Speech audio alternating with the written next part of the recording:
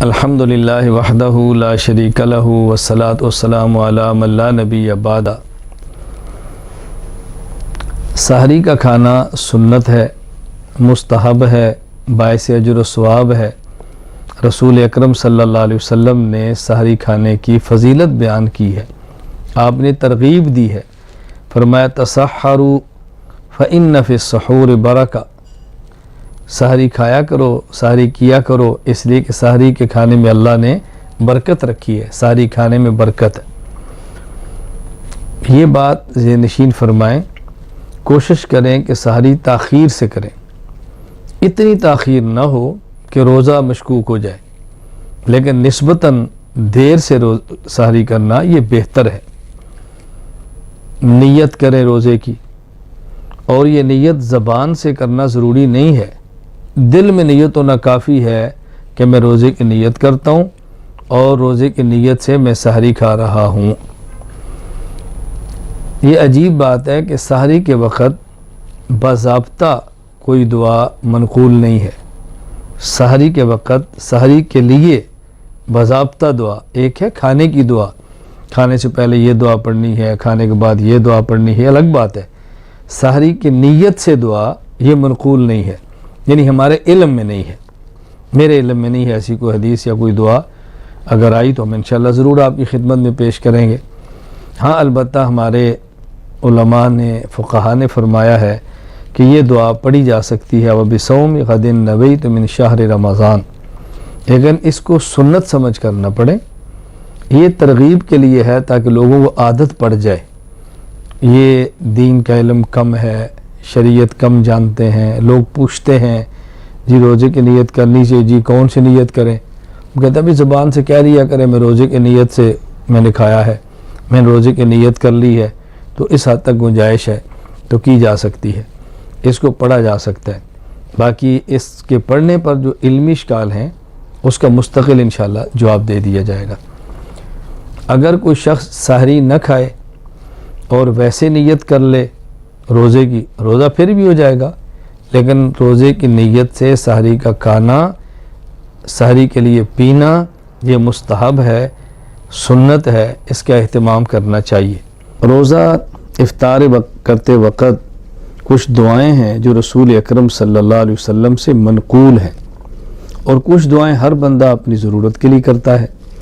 یہ بات ذہن نشین فرما لیں کہ افطاری سے قبل نمبر 1 بسم اللہ الرحمن الرحیم، بسم اللہ وعلی برکت اللہ، معمول کے مطابق کھانا کھانے سے پہلے جو بسم اللہ پڑھی جاتی ہے وہ پڑھیں۔ اور افطاری سے پہلے حدیث پاک میں 2 دعائیں موجود ہیں۔ نمبر 1 یا واسع المغفرہ اغفر لی، یا واسع المغفرہ اغفر لی، میں نے ذرا کھول کر پڑھا کہ سمجھ آ جائے، یا واسع المغفرہ اغفر لی، اے وسیع مغفرت والے میرے تمام گناہوں کو معاف کر دے، رسول اکرم صلی اللہ علیہ وسلم سے۔ اور اسی طرح بعض روایات میں ہے یا واسع الفضل اغفر لی، یا واسع الفضل اغفر لی، اے وسیع فضل و کرم والے اپنے کرم سے میرے گناہوں کو معاف فرما دے۔ رسول اکرم صلی اللہ علیہ وسلم نے ارشاد فرمایا، اللہ کے نبی نے حدیث پاک میں ہے ان للصائم عند فطرہ دعوی لا ترد، کہ جب روزے دار روزہ افطار کرتا ہے پھر جو دعا مانگتا ہے اللہ اس کی دعا کو قبول فرماتے ہیں اور دعا کو مسترد نہیں فرماتے۔ تو نبی پاک صلی اللہ علیہ وسلم کا اپنا پھر معمول کیا تھا، اس موقع پر یہ دعا پڑھتے یا واسع الفضل اغفر لی۔ ایک حدیث پاک میں ہے نبی کریم صلی اللہ علیہ وسلم فرمایا ان لکل صائم دعوی، کہ ہر وہ شخص جو روزہ رکھتا ہے تو اس کو حق ہے وہ دعا بھی کرے، اور آپ کا معمول کیا تھا فَإِذَا هُوَ أَرَادَ أَن يُفْطِرَ، اللہ کے نبی نے فرمایا۔ اچھا اسی طرح ایک حدیث پاک میں ہے کہ رسول اکرم صلی اللہ علیہ وسلم فرمایا ان لکل صائم دعوی، روزے دار کو چاہیے کہ افطاری کے وقت دعا بھی مانگے، اور کون سی دعا مانگے؟ فَإِذَا هُوَ أَرَادَ أَن يُفْطِرَ فَلْيَقُلْ عِنْدَ أَوَّلِ لُقْمَةٍ، جب افطاری کرے تو پہلے لقمے کے وقت یہ دعا مانگے یا واسع المغفرہ اغفر لی، اے مغفرت وسیع مغفرت علی اللہ میرے گناہوں کو معاف فرما دے۔ اب دیکھو حدیث سے صاف صاف معلوم ہو رہا ہے عند اول لقمہ، کہ یہ دعا بظاہر افطاری سے پہلے کی ہے، اس لیے بسم اللہ الرحمن الرحیم، بسم اللہ وعلی برکت اللہ جو عام کھانے کے وقت دعا پڑھی جاتی ہے، اللہ کا نام لیا جاتا ہے کھانے پر، وہ تو ہے۔ باقی یا واسع الفضل اغفر لی، یا واصلۃ المغفرہ اغفر لی، یہ دعا بظاہر معلوم ہوتا ہے کہ افطاری سے پہلے کی ہے۔ باقی بعض دعائیں دوسری حدیث پاک میں موجود ہیں کہ جو قرائن اور دلائل سے معلوم ہوتا ہے کہ افطاری کے بعد کی ہے۔ اس میں سے ایک دعا ہے اللہم لک صمت وعلی رزقک افطرت، ایک دعا ہے اللہم لک صمت وعلیک توکلت وعلی رزقک افطرت۔ اسی طرح حدیث پاک میں رسول اکرم صلی اللہ علیہ وسلم سے یہ دعا بھی منقول ہے ذہب الظمأ وابتلت العروق وثبت الاجر انشاء اللہ۔ ذہب الظمأ، میں نے وقف ذہب الظمأ کہہ دیا، تو ایک دعا ہے ذہب الظمأ وابتلت العروق وثبت الاجر انشاء اللہ۔ تو یہ جو تین دعائیں ہیں میں نے آپ کی خدمت میں پیش کی ہیں، یہ افطاری کے بعد کی ہے۔ اور ایک دعا اور افطاری کے بعد کی، رسول اکرم صلی اللہ علیہ وسلم جب کسی کا افطار فرماتے، اس کا کھانا تناول فرماتے، تو پھر یہ دعا فرماتے افطر عندکم الصائمون وکل طعامکم الابرار ونزلت علیہم الملائکہ۔ کیونکہ افطاری بندہ کبھی اپنے دسترخوان پہ کرتا ہے، اس کے لیے میں نے دعائیں عرض کر دی ہیں، کسی کا افطاری کرتا ہے تو افطاری کرانے والے کے لیے پھر یہ دعا ہے۔ تو یہ دونوں قسم کی دعائیں آپ کی خدمت میں پیش کر دی گئی ہیں، اس کا خیال فرمائیں۔ اور اس موقع پر اگر اور کوئی دعا اپنی ضرورت کی بندہ کرنا چاہے تو افطاری سے پہلے کر سکتا ہے، یعنی کیونکہ 10 منٹ باقی ہیں، آدمی فارغ ہے، افطاری کے انتظار میں ہے، تو بجائے اس کے دنیاوی باتوں کے اندر لگا رہے، بلکہ اس موقع پر اہتمام کرے، دعا مانگے، دروشی پڑھ لے، تلاوت کر لے، کوئی ذکر اذکار کر لے، عبادات کے اندر مشغول رہے، تو کوئی بھی اپنی ضرورت کی دعا اللہ سے مانگے تو مانگ سکتا ہے۔ خاص وہ دعائیں جو رسول اللہ صلی اللہ علیہ وسلم سے منقول ہیں وہ میں نے آپ کی خدمت میں پیش کر دی ہیں۔ اللہم لک صمت وعلی رزقک افطرت، اللہم لک صمت وعلیک توکلت وعلی رزقک افطرت، ذہب الظمأ وابتلت العروق وثبت الاجر انشاء اللہ۔ یہ تین دعائیں افطاری کے بعد جب افطاری اپنے ہاں کریں، جب کسی کیا کرے تو یہ دعا بھی تین پڑھیں، اور ایک دعا مزید میں نے عرض کی ہے کہ وہ دعا بھی آپ پڑھیں افطر عندکم الصائمون وکل طعامکم الابرار ونزلت علیکم الملائکہ۔ اور افطاری سے پہلے بسم اللہ الرحمن الرحیم یا بسم اللہ وعلی برکت اللہ، اور یا واسع الفضل اغفر لی یا واسع المغفرۃ اغفر لی، دونوں پڑھ لیں، ایک پڑھ لیں، بہرحال دعاؤں کا اہتمام کرنا چاہیے۔ نماز تہجد اور نماز تراویح الگ الگ نمازیں ہیں، دونوں میں فرق ہے، یہ بات ذہن نشین فرما لیں۔ میں آج کی مجلس میں آپ کی خدمت میں چند ایک فرق پیش کر دیتا ہوں تاکہ تراویح اور تہجد کو سمجھنے میں آسانی ہو۔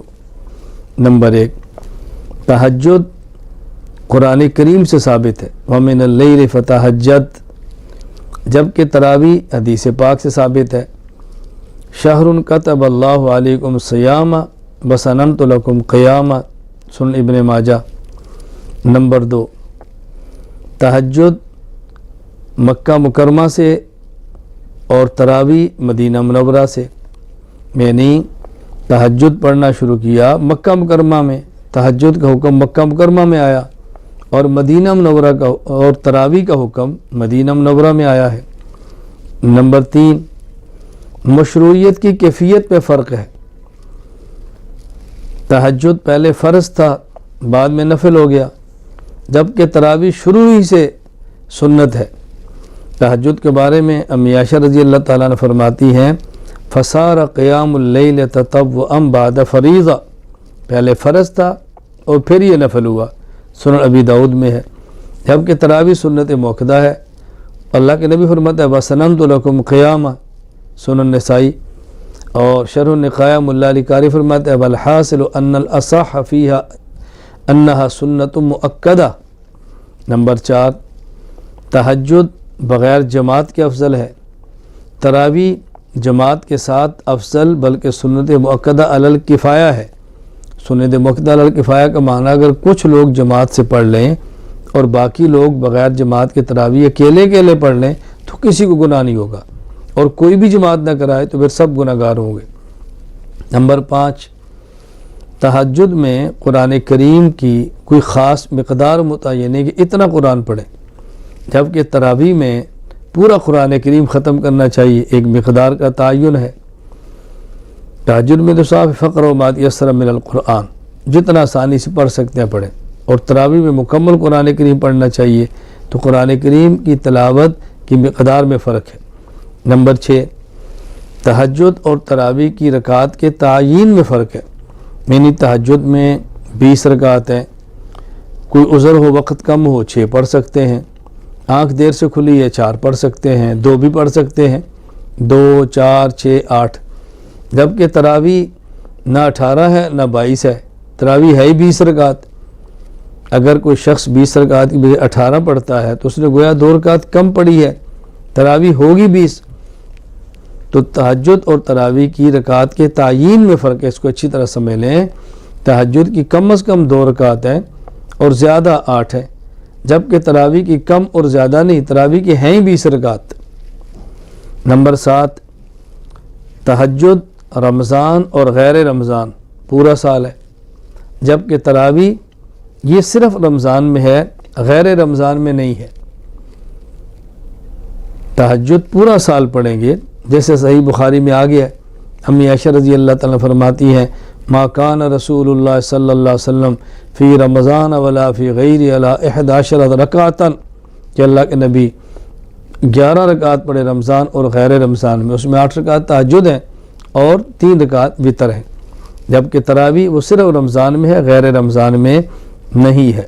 نمبر 8، تہجد اور تراویح کے لیے محدثین نام باب کا الگ دیتے ہیں، تہجد کے لیے الگ باب قائم کرتے ہیں، تراویح کے لیے الگ، یعنی دونوں کے نام ہی الگ الگ کر دیتے ہیں۔ عام طور پہ تہجد کے لیے صلاۃ اللیل، قیام اللیل کا لفظ آتا ہے، اور تراویح کے لیے عام طور پر قیام رمضان کا لفظ آتا ہے۔ میں چند ایک حوالے جات آپ کی خدمت میں پیش کرتا ہوں۔ نمبر صحیح بخاری، تہجد کے لیے فضل قیام اللیل، تراویح کے لیے فضل من قام رمضان۔